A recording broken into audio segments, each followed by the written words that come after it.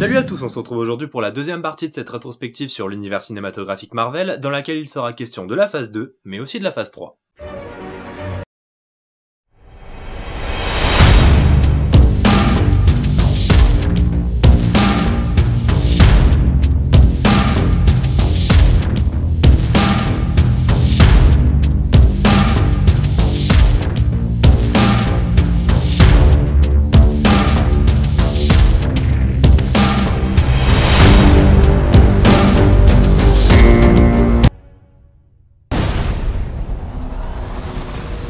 Une fois la phase 1 terminée par le carton monumental de The Avengers, Marvel put sereinement lancer la phase 2. Elle le fit donc avec son personnage phare, Iron Man, dont le troisième épisode avait pour mission de nous faire oublier le plus que moyen Iron Man 2. Jon Favreau céda sa place à Shane Black, scénariste connu pour avoir écrit les films de la saga L'Arme Fatale et qui avait également bossé comme consultant sur le premier Iron Man. C'est également lui qui est à l'origine du retour de Robert Downey Jr. sur le devant de la scène hollywoodienne en lui ayant confié le rôle principal de son premier long métrage, Kiss Kiss Bang Bang, sorti en 2005. Dont on ne parlera pas ici.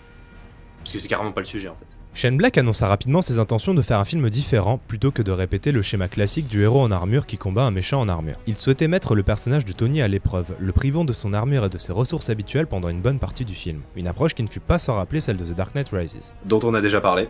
Rapidement, des rumeurs commencèrent à fuiter concernant l'identité du méchant de cet épisode. Il s'agirait cette fois du Mandarin. Non, pas lui.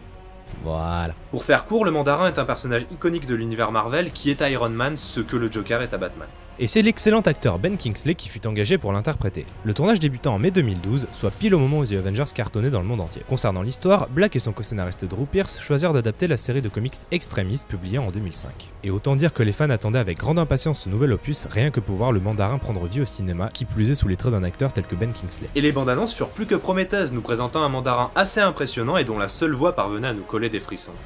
Ladies, children, sheep. Some people call me a terrorist. I consider myself a teacher. Lesson number 1. Heroes.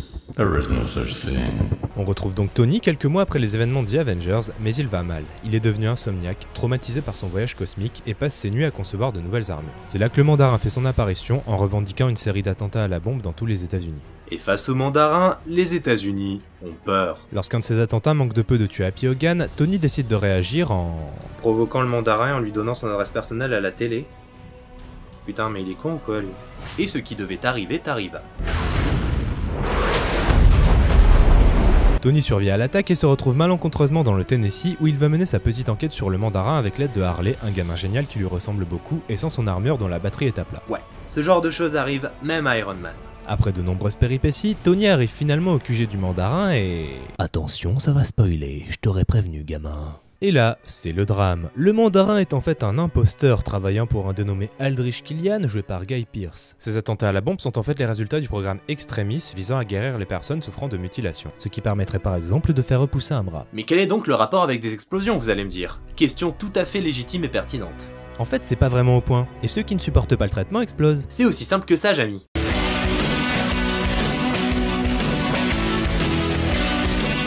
Par contre, ceux qui le supportent deviennent nettement plus forts et... Crash du feu.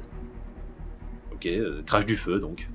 À la fin du film, Tony fait équipe avec son ami Rhodes, anciennement War Machine et désormais Iron Patriot, pour libérer le président des États-Unis et Pepper Potts des griffes de Aldrich Killian, ce qu'ils feront avec l'aide de toutes les armures conçues par Stark pendant ces périodes d'insomnie. C'est carrément mieux qu'Iron Man 2. Et ça rime. À sa sortie, le film a fait débat, notamment par rapport à la façon dont le Mandarin avait été traité, et ça peut se comprendre, mais personnellement, j'appelle ça du génie. Et une grosse prise de risque, d'autant que les bandes annonces mettaient vraiment en valeur le Mandarin en jouant à fond la carte du méchant ultime. Et on y a tous cru. Pour moi, c'est probablement le meilleur twist de ces dernières années, d'autant qu'il n'avait même pas fuité avant la sortie du film, gardant la surprise intacte. Et c'est également un signe de l'énorme confiance que Marvel semble avoir en son univers, n'hésitant pas à sacrifier quelques personnages cultes pour le plaisir de faire quelque chose d'original et surprenant. Bien joué. Le spoil est fini, gamin, tu peux passer.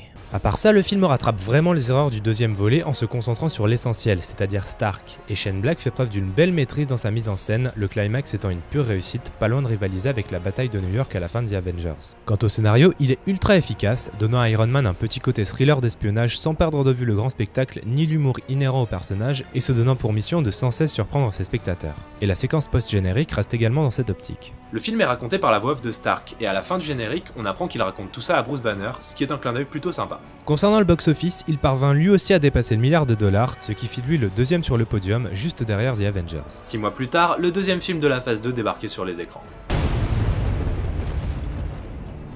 Avant même la sortie de The Avengers, Marvel avait prévu que Thor serait la star d'autres aventures. Personne ne fut donc étonné quand ce deuxième opus fut annoncé. Kenneth Branagh laissa néanmoins sa place à quelqu'un d'autre, sans doute pas très chaud à l'idée de se lancer dans le développement de la suite si rapidement après la sortie du premier film. Natalie Portman conseilla donc à Marvel de contacter la réalisatrice Patty Jenkins, ce qu'ils firent, et elle fut engagée en octobre 2011 pour mettre en scène le film. Mais...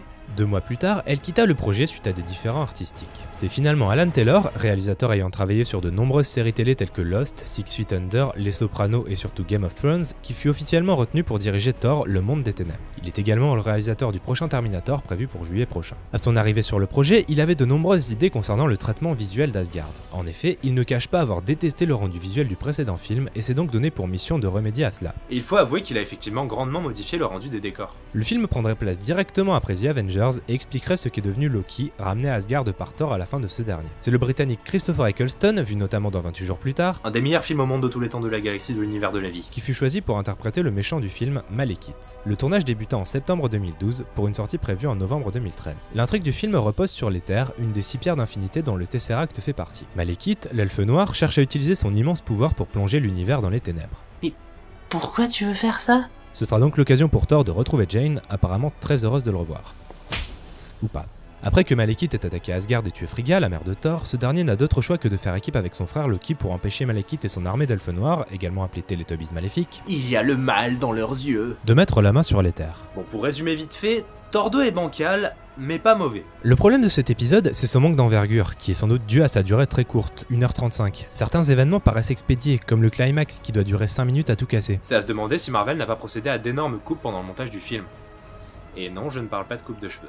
Parce que le film se termine de façon très abrupte, et ce alors qu'il semble à peine avoir commencé. Pour ce qui est de la réalisation et du traitement visuel, comme je le disais précédemment, Alan Taylor a tenu ses promesses. Son souhait était de donner à Asgard un côté plus âpre et réaliste, contrairement au premier film dans lequel tout était beaucoup trop propre selon lui. Étant diplômé d'histoire, il a justement voulu faire en sorte que l'on ressente que la cité d'Asgard est une longue histoire derrière elle, chose qui n'émanait pas du premier film, car la ville semblait comme neuve. Et il faut avouer que c'est une approche intéressante, et que le rendu visuel est vraiment réussi. Taylor a d'ailleurs apporté beaucoup de bonnes idées au film, toujours dans l'optique de rendre ce monde, sinon réaliste, au moins crédible. Il a par exemple suggéré à la dernière minute de créer une langue spécialement pour les elfes noirs, alors qu'à la base ils étaient censés s'exprimer en anglais. L'acteur Christopher Eccleston a d'ailleurs été mis au courant de ce changement seulement quelques jours avant de tourner. Ça a dû être sympa. Taylor a d'ailleurs été inspiré dans ce choix par son expérience sur Game of Thrones, considérant que le langage Dothraki donnait beaucoup d'authenticité aux scènes où il était utilisé. Et les parallèles avec Game of Thrones ne s'arrêtent pas là, car Taylor a en effet embauché le directeur de la photographie Kramer Morgento, qui avait également travaillé sur la série. Et concernant le ton du film, on peut également faire un parallèle avec la série, car le film est structuré autour d'intrigues familiales entrecoupées de scènes épiques. C'est même plus Thor là, c'est Thor of Thrones. Et concernant les intrigues familiales, justement, elles complètent adroitement l'histoire commencée par le premier volet, donnant plus de profondeur à Loki de par sa relation avec Frigga. Ses rapports avec Thor sont également creusés, rendant le personnage de plus en plus complexe. On ne sait jamais ce qu'il va faire ou ne pas faire, ni pourquoi. Faut avouer une chose, Loki est sans doute le personnage le mieux écrit et le plus intéressant de l'univers Marvel. Et malgré le fait que le film s'appelle Thor, la vraie vedette, c'est bien Loki. Aucun doute là-dessus. Ses apparitions donnent d'ailleurs toujours lieu à des scènes réussies, le charisme de Tom Hiddleston faisant des miracles. Au final, même si on passe un bon moment en le regardant et qu'il n'est pas dénué de qualité, Thor 2 s'avère bien plus anecdotique que les autres films de la phase 2. La faute à une durée beaucoup trop courte, un final expédié en 5 minutes, mais aussi à un méchant manquant cruellement de charisme. Heureusement qu'on a Loki pour rattraper le coup. En ce qui concerne l'habituelle scène post-générique, elle permet d'introduire le personnage du collectionneur, joué par Benicio del Toro, que l'on retrouvera plus tard dans Les Gardiens de la Galaxie, et auquel Sif et Volstagg décident de confier l'Éther. Pourquoi ne pas le garder à Asgard? Tout simplement parce qu'ils ont déjà le Tesseract en leur possession, et qu'ils ne tiennent pas à conserver 2 pierres d'infinité au même endroit. Les pierres d'infinité sont d'ailleurs un élément de la saga Marvel qui va prendre de plus en plus d'importance dans les prochaines années, et qui est directement lié au personnage de Thanos. Après Thor, ce fut au tour du premier Avenger de faire son retour sur les écrans. Tout comme Thor et Iron Man, il était acquis que Captain America aurait droit à un nouveau film après The Avengers, et les scénaristes Christopher Marcus et Stephen McFeely furent de retour à l'écriture, contrairement à Joe Johnston qui décida de ne pas rempiler. Plusieurs noms défilèrent pour le remplacer, et c'est finalement les frères Anthony et Joe Russo qui furent retenus par Marvel, connus pour avoir réalisé la comédie Toi et moi et Dupré en 2006. Et pourquoi ? C'est la série Le Soldat de l'Hiver qui servit de modèle pour l'écriture du scénario. Écriture qui dura de longs mois pendant lesquels les scénaristes écrivirent plusieurs versions, projetant pendant un temps d'inclure de nombreux flashbacks se déroulant pendant la Seconde Guerre mondiale. Ils décidèrent finalement de les supprimer, préférant centrer l'histoire sur la façon dont Steve évolue dans le monde moderne. Le tournage débuta en avril 2013 avec un casting composé de Samuel L. Jackson, Scarlett Johansson, Robert Redford, Sebastian Stan, Anthony Mackie dans le rôle du Faucon et bien évidemment Chris Evans dans le rôle principal. Le Soldat de l'Hiver reprend donc la suite des aventures de Steve qui tente tant bien que mal de s'adapter au monde moderne. Depuis les événements racontés dans The Avengers, il travaille pour le Shield, faisant équipe avec la Veuve Noire. Lorsque Nick Fury est attaqué et tué par un homme à la force surhumaine et doté d'un bras en fer, Steve et Natasha, traqués, se retrouvent entraînés dans une course contre la montre. Course contre la montre qui les amènera à mettre au jour les plus sombres secrets du Shield, gangrénés par Hydra depuis des décennies, mais également à faire la lumière sur le mystérieux Soldat de l'Hiver. Alors autant il y avait de quoi être perplexe quand on a appris que des réalisateurs de comédie allaient réaliser ce film, autant faut avouer qu'ils ont accompli un boulot carrément impressionnant. Pour faire simple, Captain America 2 est juste bluffant, c'est un film qui est complètement maîtrisé, à tous les niveaux. Rien que ça, ouais. Après un premier film que l'on pourrait qualifier de film de guerre rétro-futuriste, ce deuxième volet évoque quant à lui un thriller politique, un genre que les deux réalisateurs appréciaient fortement. Ce qui m'amène donc à parler des deux frangins. En 1997, les frères Russo réalisent un thriller nommé Pieces. Remarqué par Steven Soderbergh dans un festival, ce dernier leur propose de produire leur prochain film. Malheureusement, leur projet est jugé comme trop ambitieux par les studios et ne voit jamais le jour. Ils se rabattent alors sur la comédie Bienvenue à Collinwood, remake du film italien Le Pigeon de 1958 et qui obtient des retours positifs. Ils restent donc dans le registre de la comédie en réalisant Toi et moi et Dupré en 2006 ainsi que des épisodes de la série Community. Néanmoins, cette spécialisation dans la comédie étant plus ou moins accidentelle, cela faisait plusieurs années qu'ils souhaitaient changer de registre. Et quand la chance de réaliser la suite de Captain America leur fut donnée, ces deux fans de comics n'ont pas hésité une seconde. Et c'est vraiment une bonne chose, parce que Le Soldat de l'Hiver est tout simplement le Marvel le mieux mis en scène, phase 1 et 2 confondus. Les scènes d'action sont intenses et superbement montées, les combats sont percutants, même les scènes reposant simplement sur des dialogues sont agréables à suivre. Les frères Russo ont soigné tous les plans, ça se ressent et ça fait plaisir. Parlons maintenant du scénario. Comme je l'ai dit, on s'éloigne ici du traditionnel film de super-héros pour se diriger vers le thriller politique au sein d'un scénario dense, mais cette fois-ci très bien écrit, contrairement à celui d'Iron Man 2. Ce deuxième volet fait en effet la part belle à des thèmes très actuels, explorant le côté sombre de notre société hyper connectée et de la surveillance constante qui en découle. Oui, on est dans un Marvel. Bref, de l'action, de la réflexion. Bon, c'est pas Inception non plus, mais n'empêche que c'est vraiment bien traité. Et au milieu de tout ça, nos personnages, qui sont creusés et intéressants. Steve Rogers, comment dire, c'était le préféré de personne avant, on sera d'accord là-dessus. Sauf qu'après ce film, c'est bien parti pour changer.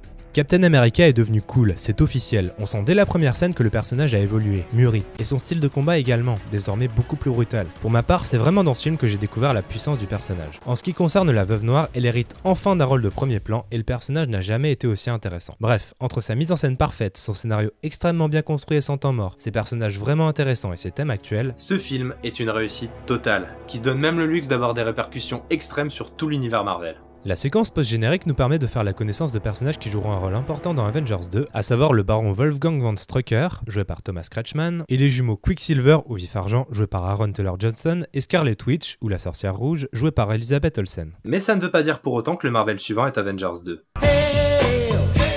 Annoncé au Comic-Con 2012, les Gardiens de la Galaxie pourraient être considérés comme le projet What the fuck de Marvel. Imaginez une équipe constituée d'un hors-la-loi, une femme verte, un bourrin en physique de catcheur, un arbre qui parle et un raton laveur. Bon, personnellement ça m'a tout de suite emballé, mais faut avouer que la plupart des gens pourraient trouver ça... bizarre. Créés en 1969 par Arnold Drake et Gene Colan, les Gardiens de la Galaxie se déroulaient à l'époque au 31e siècle et comptaient les aventures du Major Vance Astro, un astronaute terrien ayant passé des siècles en hypersommeil, Martinex, natif de Pluton, Charlie 27, soldat de Jupiter, et Yondu, un mec bleu. Les comics les suivaient donc dans leurs aventures galactiques contre les Badoons, une espèce extraterrestre cherchant à conquérir le système solaire. Des ambitieux. En 2008, l'équipe changea du tout au tout sous la plume de Dan Abnett et Andy Lanning. Elle serait cette fois-ci constituée entre autres de Star-Lord, Gamora, Drax le Destructeur, Rocket Raccoon et Groot. Il s'appelle Groot. Et c'est cette équipe qui servit de modèle pour l'adaptation au cinéma, confiée à James Gunn, cinéaste à l'univers complètement barré ayant fait ses armes au studio Trauma, spécialisé dans les séries B voire Z. Il réalisa son premier film, Horribilis, en 2006, sorte de comédie d'horreur teintée de science-fiction, puis Super en 2010, comédie d'action tournant autour du thème des super-héros. De la science-fiction, de la comédie, des super-héros. Pas étonnant qu'il ait hérité du projet. C'est donc début 2012 qu'il fut engagé par Marvel pour procéder à des réécritures sur le scénario original écrit par Nicole Perlman pour finalement le réécrire entièrement. Il fut ensuite attaché au projet comme réalisateur. Concernant le casting, Chris Pratt fut choisi pour incarner Star-Lord, Zoe Saldana pour Gamora, le catcheur Dave Bautista prêta ses traits à Drax le Destructeur, et Bradley Cooper et Vin Diesel donnèrent de la voix pour incarner respectivement Rocket Raccoon et Groot. Pour ce qui est des méchants, Lee Pace incarnerait Ronan l'Accusateur et Josh Brolin fut choisi pour jouer Thanos. Que l'on découvre enfin un peu plus après son introduction à la fin de The Avengers. Le film suit donc le personnage de Star-Lord, Star-Lord qui entre en possession d'un orbe convoité par Ronan l'accusateur, ce dernier ayant juré à Thanos de lui apporter. Star-Lord fait ensuite la connaissance de Gamora qui tente de récupérer l'orbe, mais son plan tombe à l'eau quand Rocket Raccoon, chasseur de primes et raton laveur de son état, prend Star-Lord pour cible avec l'aide de Groot, son garde du corps végétal. Ils finissent emprisonnés sur Kyln où ils font connaissance avec Drax le Destructeur. Ensemble, ils s'échapperont de la prison et apprendront que l'orbe est une des pierres d'infinité et que celui qui détient toutes ces pierres détient le pouvoir suprême, pouvoir qui est convoité par Thanos. Lorsque l'orbe entre finalement en possession de Ronan, ce dernier trahit Thanos et décide de la garder pour lui et d'utiliser son pouvoir pour détruire la planète Xandar. Nos héros prennent alors la décision de leur vie en combattant Ronan pour sauver Xandar, devenant ainsi les gardiens de la galaxie. Est-ce que c'est possible de ne pas passer un bon moment devant ce film? Là voilà la vraie question. Je veux dire, il y a des films qui vous donnent instantanément le sourire et les Gardiens de la Galaxie en fait partie. Et ça, on le doit à James Gunn qui a parfaitement su insuffler sa personnalité au film. Il a d'ailleurs conçu comme un hommage à la pop culture des années 80, d'où sa BO complètement dingue et ses multiples références à cette période. C'est James Gunn qui a fait des Gardiens de réussite et il ne partait pas gagnant. Franchement, qui connaissait les Gardiens de la Galaxie il y a un an? Ce comics, qui traite d'outsider, est lui-même un outsider parmi les autres comics Marvel. Il était donc logique et intelligent de confier les rênes du film à... Un outsider?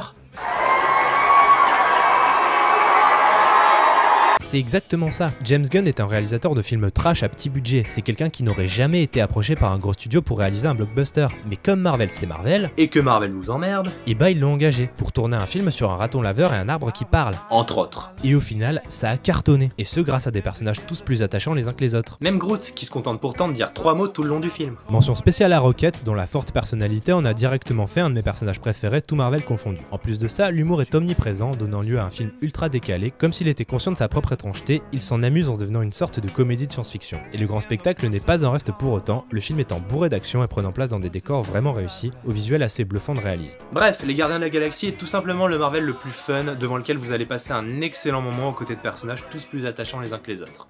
Tout est dit. La phase 2 fut donc placée sous le signe de la mise à l'épreuve de nos personnages, et plus particulièrement des Avengers. En effet, si on met les Gardiens de la Galaxie à part, on pourra remarquer un thème commun entre Iron Man 3, Thor 2 et Captain America 2, à savoir la destruction des repères de nos héros. Dans Iron Man 3, Tony voit sa maison bombardée par le Mandarin. Dans Thor 2, Asgard est attaqué par Malekith, le palais est à moitié détruit et Frigga se fait tuer. Enfin, dans Captain America 2, c'est tout simplement le Shield tout entier qui est détruit. Tout ça laisse les personnages dans une situation intéressante et inédite jusqu'alors. Que vont-ils choisir de faire ?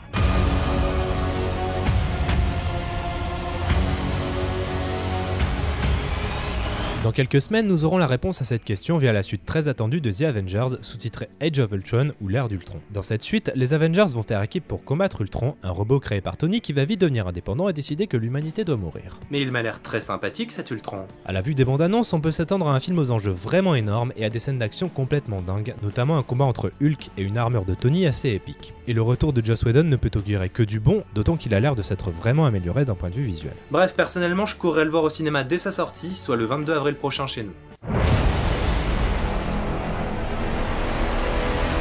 Ant-Man est une véritable arlésienne dans l'univers Marvel. Il devait à la base faire partie de la phase 1 et son développement a commencé en même temps que ceux de Iron Man et de l'incroyable Hulk. Vous imaginez? C'est le génialissime Edgar Wright, connu pour sa trilogie Cornetto, qui était attaché au projet depuis tout ce temps et prenait le temps de développer son histoire comme il l'entendait. Mais à quelques mois du début du tournage, il quitta le projet suite à des différends artistiques. Et je ne me cache pas que...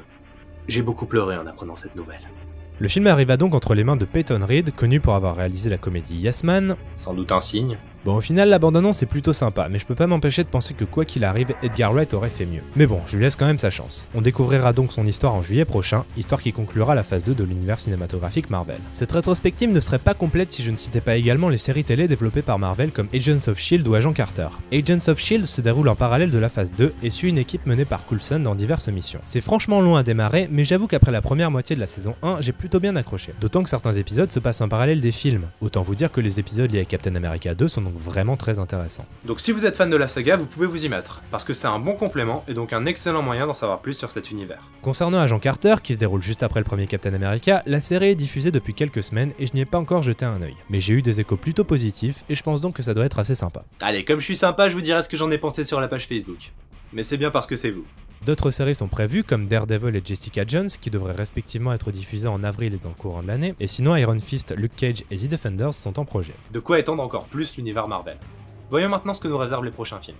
Le film qui inaugurera cette phase 3 n'est autre que le troisième volet des aventures de Captain America, toujours dirigé par les frères Russo et qui s'inspira de la mythique série Civil War dans laquelle deux camps de super-héros s'affrontent, l'un dirigé par le Captain et l'autre par Iron Man. On retrouvera donc Robert Downey Jr. dans Civil War. Et ça s'annonce assez énorme. C'est comme d'avoir un nouvel Avengers un an après le deuxième volet. Puis le 4 novembre 2016, on aura droit à l'adaptation de Doctor Strange qui sera interprété par Benedict Cumberbatch et mis en scène par Scott Derrickson, surtout connu pour avoir réalisé des films d'horreur. On peut donc s'attendre à une atmosphère un peu plus mystérieuse que d'habitude, le personnage étant une sorte de sorcier. En mai 2007, les Gardiens de la Galaxie feront leur retour, toujours dirigés par James Gunn. On en sait très peu à l'heure actuelle à part que le scénario a été qualifié de très risqué par Gunn. Tant mieux, j'aime ça. En juillet 2017, après être apparu dans Civil War, Spider-Man aura droit à son film Rien qu'à lui, produit par les studios Marvel qui ont finalement réussi à trouver un compromis avec Sony Pictures.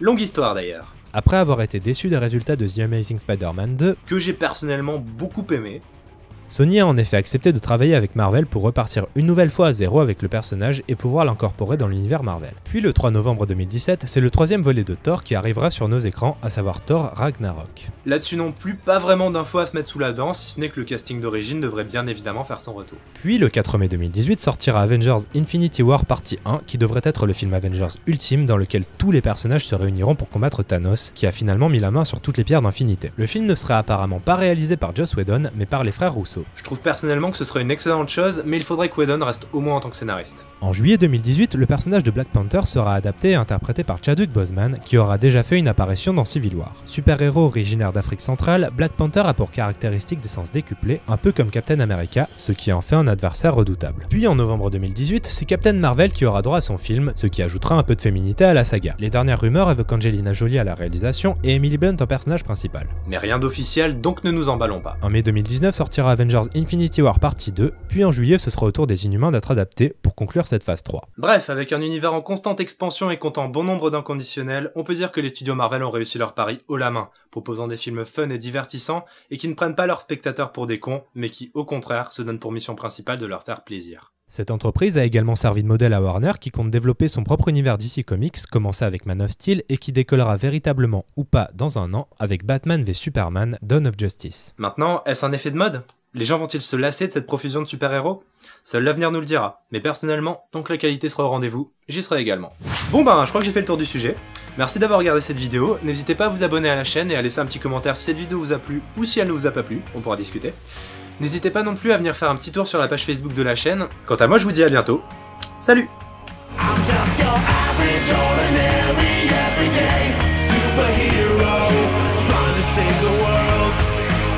Never really sure